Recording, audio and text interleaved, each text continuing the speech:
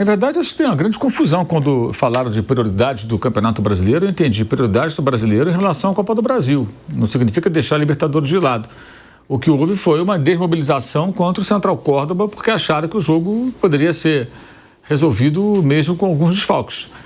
Ali eu acho que foi uma falta de entendimento do momento da competição e do adversário. Mas se eles estivessem preocupados com o brasileiro e ignorando a Libertadores, não teriam se mobilizado para o jogo da quinta-feira passada contra a LDU. Hoje deve jogar o Gerson, que não jogou domingo. Deve voltar, deve jogar o Wesley, que não joga no próximo domingo. Suspensão, né? Um cumpriu, o outro vai cumprir. Deve jogar Ayrton Lucas, não Alexandre. A zaga deve ser Danilo com João Vitor, então poupa os dois Léo. O goleiro talvez vai ser poupado, Rossi, vai jogar o Matheus. O Everton Araújo deve continuar no time, porque não tem opções. Matheus Gonçalves deve jogar. Pedro deve começar jogando, ele não tem atuado 90 minutos, não tem sido titular todas as partidas, né? Michel e Cebolinha também é provável que comecem jogando, creio eu. Acho que vai ser mais ou menos isso. É um time misto, acho que é um time razoável bastante para conseguir um bom resultado, se classificar e fazer o que o São Paulo fez, é a obrigação, passar por um time que é um time tecnicamente inferior, que não é da primeira divisão, e avançar, né, para a próxima fase da Copa do Brasil. Aí depois tem o jogo com o Palmeiras domingo, tem um jogo na quarta contra o Tátira, aí joga no dia 1º com Fortaleza e depois só vai jogar após a data FIFA no Mundial dia 16 contra o Esperance da Tunísia lá na Filadélfia. Então vai ter um intervalo longo aí sem jogar. Então acho que é essa a hora de dar um gás, né? A partir de domingo, 3 jogos. Palmeiras, Deportivo Tátira, qualquer vitória é o bastante para se classificar, talvez até em primeiro. E depois o Fortaleza. São 2 jogos no Rio, um jogo em São Paulo, viagem curta, né? Não contando jogos de logo mais. Então acho que é uma situação que dá para equilibrar bem. A grande questão são as muitas lesões, né? Tem muitos desfalques. E um detalhe, atualizando a situação do Jorginho, o Jorginho já foi liberado pelo Arsenal na parte de futebol. Ou seja, ele tem um contrato até 30 de junho, o Arsenal o libera um mês antes. Ok. Óbvio, ele está de férias, não vai jogar mesmo, então liberaram. Agora vem uma outra etapa da conversa do representante do jogador com o clube inglês, que é a mais difícil, que é liberando no dia, digamos, 31 de maio, para que ele assine com o Flamengo em 1º de junho. O Arsenal vai pagar a ele os bônus, os prêmios que ele tem direito por conclusão de contrato, porque ele não estaria concluindo. O clube fica desobrigado. E aí vai ter uma negociação. Se o clube pagar, resolvido. Se não quiser pagar, aí temos um impasse. O Jorginho vai ter que abrir mão de alguma coisa, ou o Flamengo vai ter que compensar. Inicialmente o Flamengo não estava disposto a fazê-lo, pelo que eu sei. Ou então ele não vai jogar o Mundial. Ele vai ter que tirar o mês de junho e começar em 1º de julho no Flamengo, né? Enfim, essa é a situação. Mas a novelinha continua e ainda não teve o desfecho. Eu acho que no final vai acabar indo para o Flamengo, a questão é quando e como, né? Se agora em junho, mês que vem, ou talvez em julho. Isso depende desse acordo com o Arsenal para que ele rescinda antes. Só para entender, para quem não entendeu. O contrato acaba em 30 de junho, o Mundial começa dia 14 de junho. Então, para ele jogar no Flamengo, ele tem que rescindir, digamos, 31 de maio, último dia. Mas aí o clube não é obrigado a pagar ele bônus por classificação para Champions, pela campanha na Premier League, etc. Ele tem lá uns 2, 3 bônus para receber. E é uma grana bem considerável. Aí se o clube resolver pagar, ok. Tipo, reconhecendo o trabalho que ele prestou, fez uma boa jornada pelo clube, né? Não essa temporada exatamente, mas toda ela. Ele já está de férias mesmo, quer dizer, ele não vai jogar mais. Se o clube aceitar pagar, ou fizerem um acordo que cada um ceda um pouquinho e chega num consenso, aí ele já pode assinar e começar no Flamengo. Mas no momento ele não tem, o Flamengo não está com nenhum grande adversário da disputa pelo jogador. Até porque a temporada europeia continua, né? Então eventualmente Itália, se fosse pintar alguma coisa, seria um pouco mais adiante. E proposta da Arábia Saudita, assim, nada oficial chegou. Houve um flerte, digamos assim. Então é provável que o jogador seja contratado, mas ainda vai ter que esperar mais alguns dias para que isso seja sacramentado. O Flamengo precisa, independentemente de quem seja, de jogadores para a função. Tem poucos jogadores de meio campo. Hoje, inclusive, devem alguns jogadores ser relacionados aí para o jogo contra o Botafogo da Paraíba. Belo.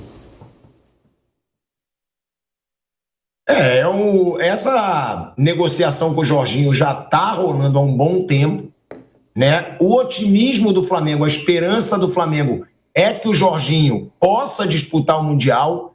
E aí o Mauro explicou muito bem, o contrato vai até 30 de junho. O Mundial para o Flamengo começa no dia 14 de junho. Dia 16. Mauro... Flamengo joga... dia 14 começa. O Flamengo joga dia 16. Flamengo joga dia 16 na Filadélfia contra o Esperança. Agora, Mauro, você, pelo que você está percebendo e conversando com fontes dentro do Flamengo, acha que o Jorginho abre mão desse dinheiro para jogar o Mundial? Ou é muito dinheiro e provavelmente o Jorginho pode ficar fora desse Mundial de clubes? Aí depende, Thiago, depende da negociação, né? Digamos que ele tem um bolo para receber. O cara fala, ó, eu pago metade, eu pago 70%. De repente ele chega num acordo. Depende da conversa do representante dele com o clube, que ainda não aconteceu. O Flamengo está otimista, né, Mauro? Que ele jogue o Mundial. O Flamengo depende disso, né? Depende desse acordo. Da rescisão antecipada para ele poder jogar. Enquanto a gente tem falado sobre isso de forma muito, digamos assim, responsável, porque lá no começo do ano teve gente que disse que estavam já contratos sendo digitado. Tempo real de contrato digitado é demais também, né? Que diabo é isso? Documentos sendo trocados. Isso é praxe, gente. Isso não é notícia, porra. A notícia é quando assina um contrato ou em que estágio está a negociação. Contrato sendo batido. Isso é coisa burocrática. Bobagem. Isso foi dito no começo do ano, como se fosse... Eu falei na época, não vem. Agora não vem. Por quê? Porque ele estava ainda no meio da temporada. Por que o clube ia liberá-lo? Agora não, acabou a temporada. O Arsenal será o vice-campeão inglês, né? Faltou um jogo. O Arsenal está na Champions League, não se classificou para a final, ficou pela semifinal. Então já planeja outra temporada. E ele está fora dos planos para a próxima temporada. Tem um novo diretor esportivo, vai buscar jogadores, enfim. Então é um jogador que está ficando livre. A questão é essa falta de sintonia das datas do torneio nos Estados Unidos e do fim do contrato dele. Evidentemente ele tem interesse em jogar. E o Flamengo quer contar com ele nessa competição. Mas aí precisa chegar num consenso, né? Inicialmente, pelo que eu sei, o Flamengo está disposto a pagar aquilo que ofereceu, mas não quer, digamos assim, inicialmente, tá? Só Deus sabe se vai mudar de opinião ou não. O Flamengo não pretende compensá-lo por uma eventual perda numa negociação com o Arsenal. Tipo, o Arsenal tem que pagar um bolo X e vai pagar 50%. O Flamengo complementa os outros 50%. A priori, o Flamengo não está disposto a fazer isso. Ele tem que resolver com o clube inglês. Até uma fonte rubro-negra me falou o seguinte: bem, se ele quiser jogar o Mundial, talvez ele tenha que abrir mão de alguma coisa, né? Não dá para ter tudo.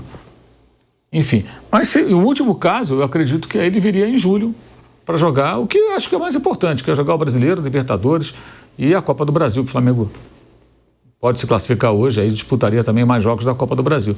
O Mundial, se puder jogar jogos, se não puder, paciência. Eu vejo dessa maneira. A contratação não é para o Mundial, a contratação é para essa temporada, para a próxima, né? Um jogador já veterano, 33 anos, mas um jogador de um nível muito alto. Um jogador de um nível muito alto. Melhora muito ali a qualidade do meio campo. Eu acho que muita gente não tem noção do nível do futebol que o Jorginho já apresentou na Europa e o que ele pode apresentar aqui. A não ser que ele entre no ocaso, né, cara? Isso acontece, ver jogador... Eu sempre cito o caso do Schweinsteiger, né? Que chegou do Manchester United ali, pô, campeão do mundo e tal, não jogou, impressionante. Nunca conseguiu jogar bem ali. Uma coisa estranha, assim, virou o fio. Às vezes acontece. Não parece ser o caso, né? Então, se ele chegar ainda tecnicamente bem, fisicamente parece bem, ele é um jogador que eleva muito a qualidade do time. Ele foi um dos melhores meio-campistas do mundo em algumas temporadas, gente. Campeão europeu, jogador da seleção da Itália. É um nível bem, bem elevado, eu acho. Então, vejamos o que vai acontecer. Quando a Itália foi campeã da Euro, ele chegou a ser cogitado como o melhor do mundo, né, Mauro? Exato, Ele estava nesse patamar. Então, é um jogador de um outro nível. Entendeu? O cara desse chegando em boas condições físicas, ele eleva muito a qualidade do time, né? Dá muita opção ali. Mas, primeiro, precisa acertar esses detalhes, né? Para poder jogar. E todo mundo joga. A pessoa fala, quem vai jogar? Cara, você vê, tá todo mundo machucado, todo mundo joga. Aí ele vai jogar, o De La Cruz vai voltar, vai ficar no banco, vai jogar o A, o B, o C. E o Flamengo pretende contratar jogador por ataque e um para a posição do Arrascaeta também. Também tem essa intenção. E as saídas, elas dependem muito do mercado, né? De jogadores despertarem real interesse. E aí eu coloco, inclusive, a garotada. Você pode ter uma proposta por um Matheus Gonçalves, por um Alacian, um garoto desse. Pode pintar uma proposta. O próprio Everton Araújo, que jogadores jovens sempre têm mercado. Então, se pintar, eu acho que eles vendem também. Além de alguns outros já mais velhos, digamos assim, que estão no elenco. Deve ter chegadas e partidas. As chegadas, eles vão buscar jogador, com certeza. E as partidas vão depender do mercado, de pintar proposta que interessa. E a tendência, assim, é negociar com o exterior, não no Brasil, não. A tendência, tá? É o Flamengo tentar, se eventualmente negociar jogadores, negociar com clubes de fora. Até porque eles estão bem incomodados com o que aconteceu agora, recentemente, com vendas que... Um parto para receber do Corinthians, lá, o Mateuzinho e o Hugo, o Thiago Maia, aquele imbróglio com o Internacional. Então, eles não estão muito afim de negociar com o clube brasileiro, não. Por conta desses calotes, esses problemas aí que tem acontecido com frequência, né, entre vários clubes, né? Até a gente estava conversando aqui, o Flávio estava lembrando a atitude do Cuiabá a partir do não pagamento do Atlético Mineiro, que... Foi ótimo. Uma tacada bem inteligente, né? Diante do não pagamento do clube mineiro pela contratação de jogador. Foi o Daverson, né? No caso, né? Foi o Daverson. Foi o Daverson. Que já até foi embora, já está no Fortaleza. É impressionante isso, né? O cara está brigando por um jogador que já bateu e já saiu. E o cara que ajudou o Atlético foi à final da Libertadores e o Daverson fez importantes gols, né? De gols de classificação com o Fluminense, marcou o River Plate, enfim. O Arrascaeta foi perguntado numa entrevista qual jogador que ele sentia mais falta nesse Flamengo, que já atuou do lado dele e que ele sentia mais falta. Eu cheguei a pensar que ele responderia Gabigol, porque eles são muito amigos. Mas não. O Arrascaeta respondeu que foi o Everton Ribeiro. Eu vou até botar, né, a declaração do Arrascaeta aí na tela. Ele disse: eu queria o Everton Ribeiro de volta. Ele é minha dupla. Que saudades, Baixinho. O Baixinho era muito inteligente e ainda tem um carinho muito especial fora do campo por ele. Queria mandar um abraço para ele.